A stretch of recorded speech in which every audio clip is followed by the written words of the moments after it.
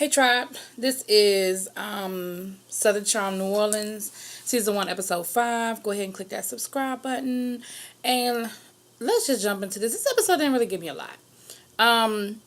We have Tamika and Jared. You know, Jared last week, he came out to the group that he was gay. And so you see him and Tamika taking a trip home. And they built it up like this was going to be this big moment where he was going to tell his family, because he shared last week that he was telling us stuff that he hadn't told his family yet. So it seemed like they were taking this road trip down. It's like about 2 hours outside of New Orleans, I think they were saying, to visit his family so he could tell the rest of his family his truth, I guess, before they saw it on TV.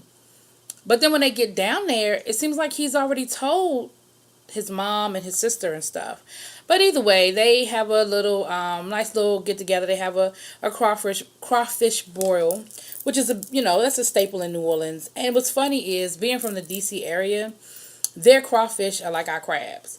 And of course, not everybody in DC or this area eats crabs. Now I tear them up. I can eat crabs every damn day. You hear what I'm saying? But it's just like a staple, and it was just like an automatic thing, and they was tearing them crawfish up.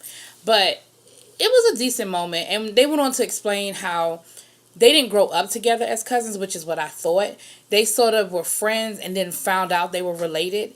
And they were saying how in New Orleans, that's a big thing, that, in that area, you might, everybody's related, and you just need to figure out how close the relationship is, and before you start kissing up on folk. They talked about the term kissing cousins and all of that. And so that was that, but again, okay. Because I just felt like it was a build-up, but wasn't really there.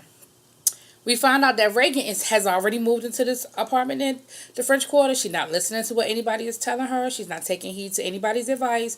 But she's already living part-time in the French Quarter. And Jeff has started therapy. Now, I've been really hard on the whole CTE thing, but in this episode, we start getting a little more insight that Jeff is actually having headaches, and he has talked to some of his old teammates and stuff, and found out that this is something that a lot of them are suffering, and they sound like migraines. They're not headaches, and if you get migraines, you know that migraines are something totally. I have suffered from migraines in the past. When I was younger, I suffered from migraines. And that's a whole nother conversation. Like, a headache is nothing. A migraine will shut you down. Like, you cannot function. And it sounds like that's what he's having. He said he has to turn the lights off. He has to lay down. He's nauseous. Those are migraines. And those may very well be the side effect of concussions and that head trauma that you suffered your whole life as a professional football player. And he even went on to say that if he knew then what he knows now, he would never have played football. So I can see now. I can see the connection. Like, you bringing me information to make me make a connection. But before, when y'all was just like, "Oh, he's drinking a lot and he's acting irrational," his family just fucking stole all. Well, not all his money, but his family just stole a lot of his money and then treating him like the bad guy. He got some stuff he's working through, right? So that was that. But we see that he's actually going to therapy, and he's talking about his anger and how he bottles his anger up, and then it just all comes out at one time. And so, again, I think that has a lot to do with the drinking and stuff, because he was saying that when he played football, that's where he could take out his aggression. But now that he doesn't have that outlet, it's sort of like his wife is getting it, and he is maybe drinking a little bit more to cope. And that's an issue. Anytime you use an artificial substance to cope, that's a problem. Whether it be food, which has been my issue, drugs, alcohol, sex, whatever. If you're using something to cope with an issue, it's going to be a problem. The big thing this episode, though, is they are taking a trip to the Myrtle Plantation. And the Myrtle Plantation is known for being haunted. There's a story about a slave named Chloe who got her ear cut off, and the slaves killed her, threw her body into the Mississippi River, and so she haunts this plantation, and there've been like 10 murders there, and it's just a lot, right? Oh, before we finish that, Reagan went to talk to that priestess again. So while Jeff is at therapy getting what you would say a traditional therapy, Reagan is talking to the voodoo priestess that we saw in the first episode that blessed Tamika's home or what have you. And she's getting a reading, and whatever. But let's get back to this plantation. First and foremost, I ain't going nowhere called Plantation. Nothing. I ain't doing it. I don't give a fuck. I had an opportunity to go to like a resort one time down in, it's not Florida. I think it's like Tennessee or something like that. And it had Plantation in the name. And I was like, yep, I'm not doing it. Nope. Mm-mm. Don't give a fuck. I don't care. Not going. Plantation? Change the name. I'll check you out. But as long as you got Plantation in your title, my people work too hard to get them up out of there. Ain't going back. Nope. So, but that's the big thing. And Justin is really not comfortable with it. He's like physically making himself ill. They go, they all get together, they get on a party bus. Now, on their way up there, the party bus blows a tire. And Justin is like, that is our fucking sign. Like, we don't need to go. And he said that Kelsey, his girlfriend, wanted to go, so he was kind of taking one for the team because she really wanted to do it. But she had to work. We found out Kelsey's a nurse, and she had to work, so she was coming up late. She wasn't on the party bus with them.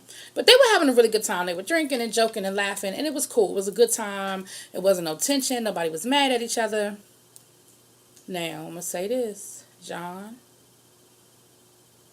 you are a shady bitch. I've said it before. I'm going to say it again. You messy as fuck. John going to invite the nude model from his little boys night out party that started that whole ruckus in the first place. He's dating her now. You know, one of his many in his harem. He invites her to come to the Myrtles as his date.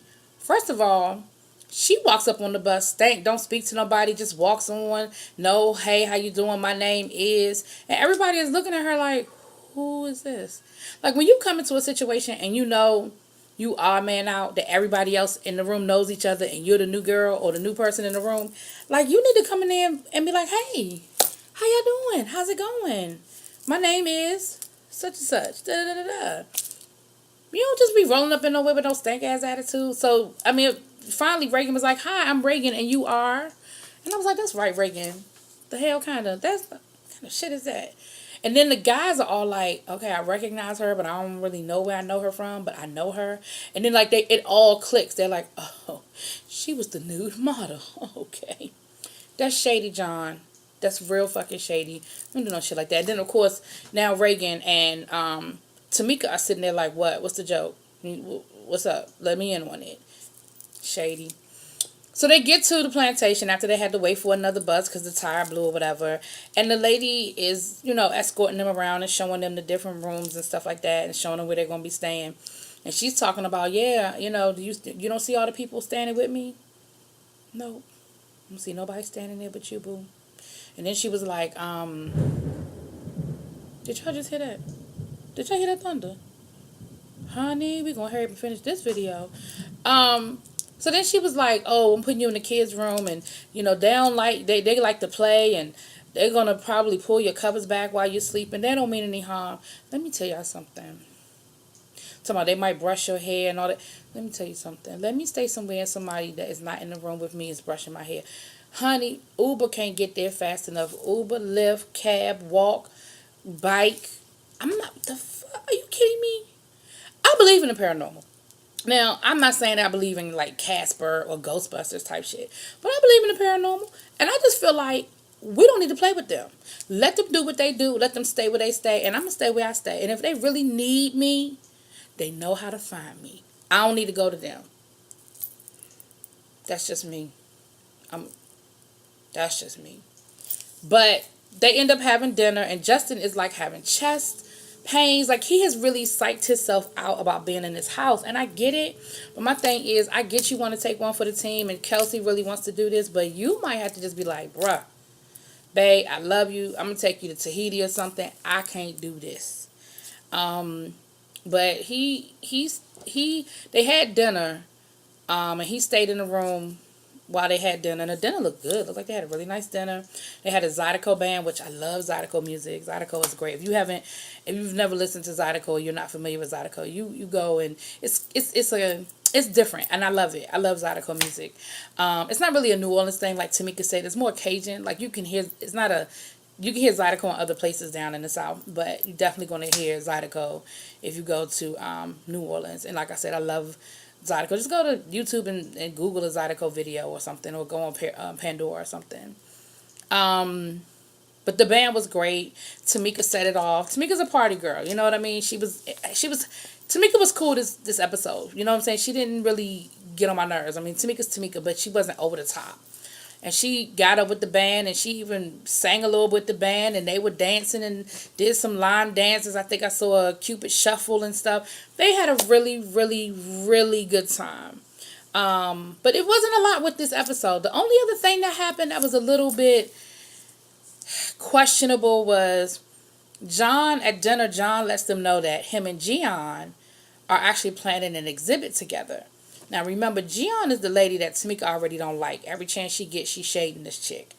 And come to find out, remember last week when Barry used the F word, Gian was like, her and Barry had like a business relationship, and she was actually working with Barry as sort of like a mentor to him kind of thing, helping him with businesses, helping him to expand his businesses, inviting, introducing him to the right people, like helping him really expand in the New Orleans business scene. And after the whole situation where he called the guy out his name and called him the F word and stuff like that, she had a conversation and she broke off ties with him. She was like, I'm not cool with what you did, and I can't put my stamp of approval on you and put my name out there with you if that's the kind of stuff you're going to be doing. Now, again, I get that your reputation is everything, and I get that one false move can screw you up. I get it. I'm not naive to that. However, I just also feel like if you've known this guy for years and you've worked with him and you've done business with him, that's not his true character. He had a bad day. The thing to do would be to put your arm around him, embrace him, and let all these people in the community know, look, this is not who he really is. He made a mistake and he's sorry. But this is not who he is. By you running away from him and distancing yourself from him and cutting yourself off from him, that tells everybody that this is who we think he is. And if his biggest supporter has now cut ties, then, oh well. I think in this society, I'm not going to go off on a tangent, but I think in this society, we're really quick when somebody makes a mistake to just leave them hanging. And people do make mistakes. People are not perfect. Now, again, I'm not talking about extreme. I ain't talking about extreme situations, but he misspoke in a moment of passion and in a moment of anger. He was wrong for saying it, but should it really cost him everything? So come to find out, Gian is now going to do business with John and do this exhibit with John. And of course, Tamika was like, that's kind of fucked up. Like, you're going to cut ties with my husband, but then go into business with one of my best friends, one of my closest friends. And in the moment, I was like, Tamika, this ain't about you. Like, this don't have nothing to do with you. But then I kind of thought about it, and I was like, maybe there is a little shade there. There may be a little bit of shade there. I think Gian is feeling John. I do. I think she's kind of feeling John. And I think she might be trying to find an end with John. I do think she believes in his talent, because he's definitely talented. But he's on a level where he doesn't need her. Like, he's not a starving artist just starting out. Like, this man has done art for President Obama. You know what I mean? Like, he doesn't need you. So I feel like you wanting to do business with him might be a little bit more than you just wanting to do business with him. You feel me? But, and of course, John was like, well, people just need to get over it. It's not a big deal. It is what it is. And, we're moving forward. And I just, again, if that's your friend, I just feel like I don't know. That situation just doesn't sit well with me, because I'm just not sure what everybody's intention is in that scenario. And I just feel like Gian, the way she handled it, I think is a bit extreme. Y'all tell me what y'all think in them comments. But that's really it. I mean, the episode didn't really give me a lot. It didn't. Like I said, the Reagan Jeff situation, I think their marriage is in more trouble than what they're letting on. But we'll see how that plays out. But as far as everything else, it didn't really give me nothing. So y'all let me know what y'all think in them comments. Y'all have a good night. Peace.